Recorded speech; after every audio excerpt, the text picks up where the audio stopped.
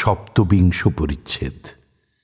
হরি অর্থাৎ তুরীয়ানন্দ, নারায়ণ প্রভৃতি ভক্ত সঙ্গে।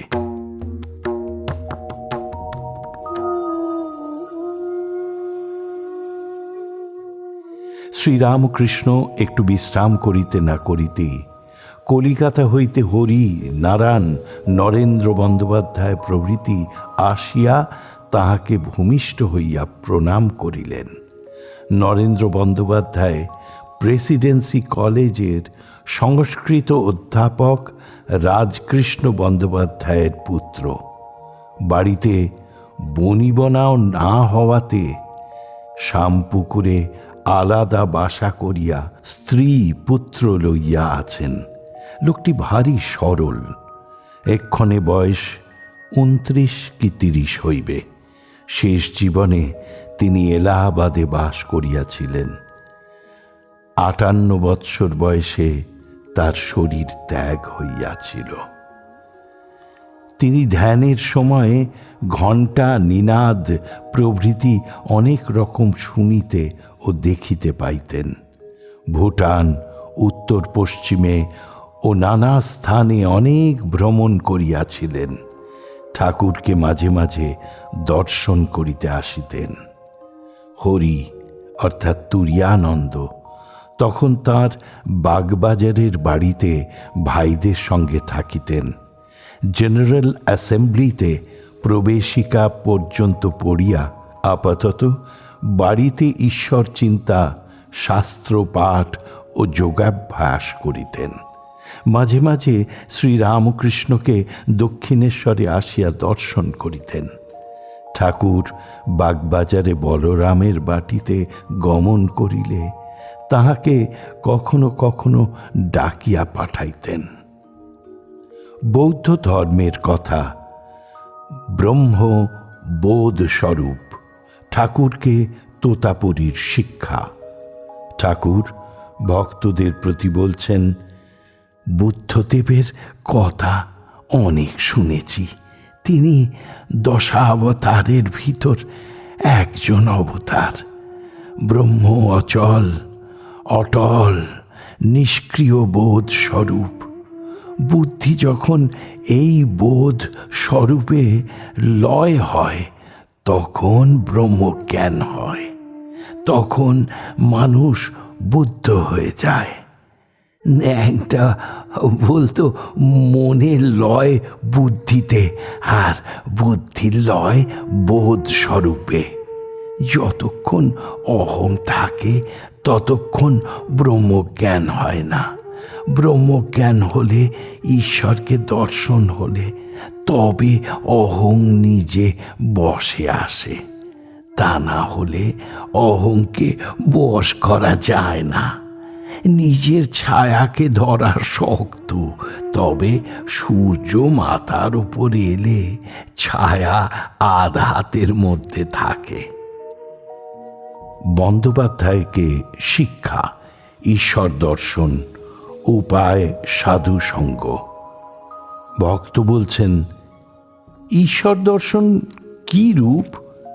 শ্রীরামকৃষ্ণ বলছেন, থিয়েটারে অভিনয় দেখো নাই, লোক সব পরস্পর কথা করছে, এমন সময় পর্দা উঠে গেল, তখন সকলে সমস্ত মনটা অভিনয় যায়, আর বাহ্য দৃষ্টি থাকে না। এরই নাম সমাধিস্থ হওয়া। আবার পর্দা পড়ে গেলে বাহিরে দৃষ্টি, মায়ারূপ যবনিকা পড়ে গেলে আবার মানুষ বহির্মুখ হয়। নরেন্দ্র বন্দ্যোপাধ্যায়ের প্রতি বলছেন, তুমি অনেক ভ্রমণ করেছ, সাধুদের কিছু গল্প করো। বন্দ্যোপাধ্যায় ভুটানের 2 যোগী দেখেছিলেন। তারা আধশের নিমের রস খান, এইসব গল্প করিতেছেন। আবার নর্মদা তীরে সাধুর আশ্রমে গিয়াছিলেন। সেই আশ্রমের সাধু পেন্টেলুন পরা বাঙালি বাবুকে দেখে বলেছিল, ইসকা পেট মে ছুরি হ্যায়। শ্রীরামকৃষ্ণ বললেন, দেখো, সাধুদের ছবি ঘরে রাখতে হয়, তাহলে সর্বদা ঈশ্বরের উদ্দীপন হয়। বন্দ্যোপাধ্যায় বলছেন, আপনার ছবি ঘরে রেখেছি, আর পাহাড়ে সাধুর ছবি, হাতে গাঁজার কলকেতে আগুন দেওয়া হচ্ছে। হ্যাঁ, সাধুদের ছবি দেখলে উদ্দীপন হয়। শোলার আতা দেখলে যেমন সত্যকার আতার উদ্দীপন হয়, যুবতী স্ত্রীলোক দেখলে লোকের যেমন ভোগের উদ্দীপন হয়। তাই তোমাদের বলি, সর্বদাই সাধু সঙ্গ দরকার। এবার বন্দ্যোপাধ্যায়ের প্রতি বলছেন, সংসারে জ্বালা তো দেখছো, ভোগ নিতে গেলেই জ্বালা। চিলের মুখে যতক্ষণ মাছ ছিল, ততক্ষণ ঝাঁকে ঝাঁকে কাক এসে তাকে জ্বালাতন করেছিল। সাধু সঙ্গে শান্তি হয়। জলে কুম্ভীর অনেকক্ষণ থাকে, একবার জলে ভাসে নিঃশ্বাস লবার জন্যে, তখন হাঁপ ছেড়ে বাঁচে। যাত্রাওয়ালা ও ঈশ্বর কল্পতরু, সকাম প্রার্থনার বিপদ। যাত্রাওয়ালা বলছেন, আজ্ঞা, আপনি ভোগের কথা যা বললেন তা ঠিক। ঈশ্বরের কাছে ভোগের কামনা করলে শেষকালে বিপদে পড়তে হয়। মানে মনে কত রকম কামনা বাসনা উঠছে, সব কামনাতে তো মঙ্গল হয় না। ঈশ্বর কল্পতরু, তার কাছে যা কামনা করে চাইবে তা এসে পড়বে। এখন মনে যদি উঠে ইনি কল্পতরু, আচ্ছা দেখি বাঘ যদি আসে, বাঘকে মনে করতে বাঘ এসে পড়ল আর লোকটাকে খেয়ে ফেললে,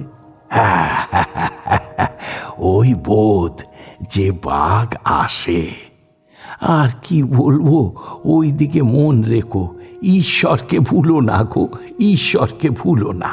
সরলভাবে তাকে ডাকলে তিনি দেখা দিবেন। আর একটি কথা, যাত্রা শেষে কিছু হরিনাম করে উঠো, তাহলে যারা গায় এবং যারা শুনে সকলেই ঈশ্বর চিন্তা করতে করতে নিজ নিজ স্থানে যাবে। যাত্রাওয়ালারা প্রণাম করিয়া বিদায় গ্রহণ করিলেন। শ্রীরামকৃষ্ণ ও গৃহস্থাশ্রমের ভক্ত বধূগণের প্রতি উপদেশ। দুটি ভক্তদের পরিবারেরা আসিয়া ঠাকুরকে প্রণাম করিলেন। তাহারা ঠাকুরকে দর্শন করিতে আসিয়াছেন, এই জন্য উপবাস করিয়া আছেন। দুই যা অবগুণ্ঠনবতী, দুই ভাইয়ের বধূ, বয়স 22-23 মধ্যে, দুইজনেই ছেলেদের মা।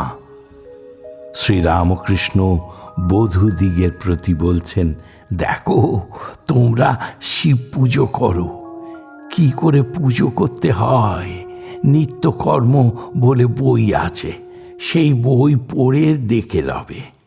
ঠাকুর পূজা করতে হলে ঠাকুরের কাজ অনেকক্ষণ ধরে করতে পারবে। ফুল তোলা, চন্দন ঘষা, ঠাকুরের বাসন মাজা, ঠাকুরের জল খাবার সাজানো, এই সকল করতে হলে ওই দিকেই মন থাকবে। ইনি বুদ্ধি, রাগ, হিংসা এইসব চলে যাবে। দুই যায় যখন কথাবার্তা কইবে, তখন ঠাকুরদেরই কথা কইবে। Sri Ramakrishna and the value of image worship। কোন রকম করে ঈশ্বরেতে মনের যোগ করা, একবারও যেন তাকে ভোলা না হয়। যেমন তেলের ধারা, তার ভিতর ফাঁক নাই।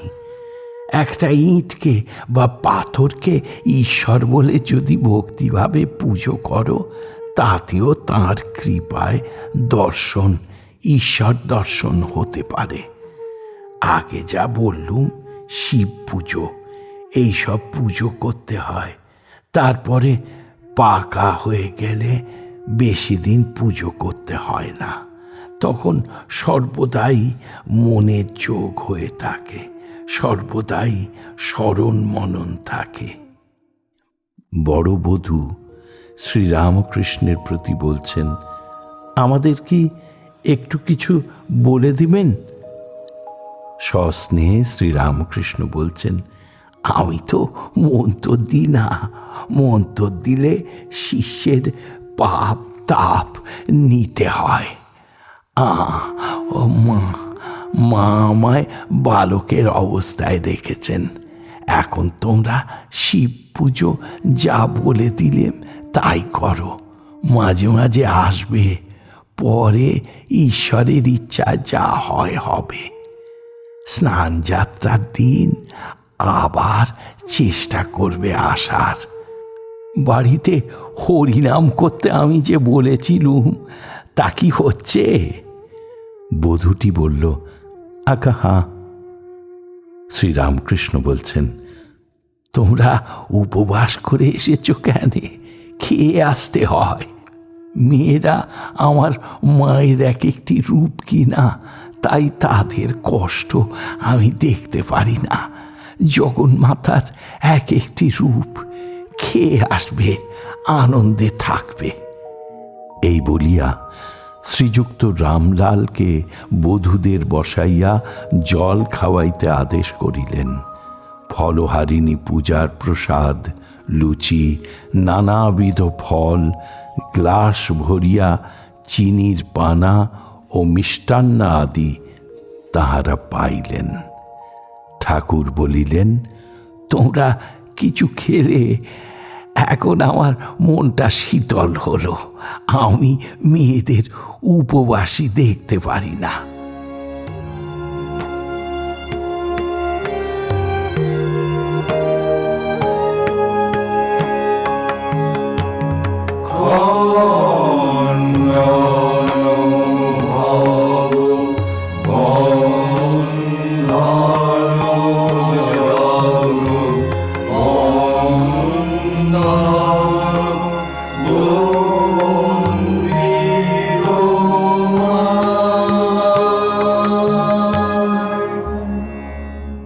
ঠাকুর ও মায়ের চরণে আপনাদের সবার মঙ্গল কামনা করি। লাইক করুন, শেয়ার করুন, অন্যকে দেখার সুযোগ করে দিয়ে পুণ্য লাভ করুন। আর সাবস্ক্রাইব করুন, বেল আইকন পুশ করুন, যাতে আমাদের পরের নিবেদনের খবরটি আপনার কাছে পৌঁছয় সবার আগে। অমৃত কথন এই অনুষ্ঠানের আঙ্গিনা থেকে আপনাদের সবার সুখ, শান্তি, সমৃদ্ধি কামনা করে বলি, হরি ওম রামকৃষ্ণ।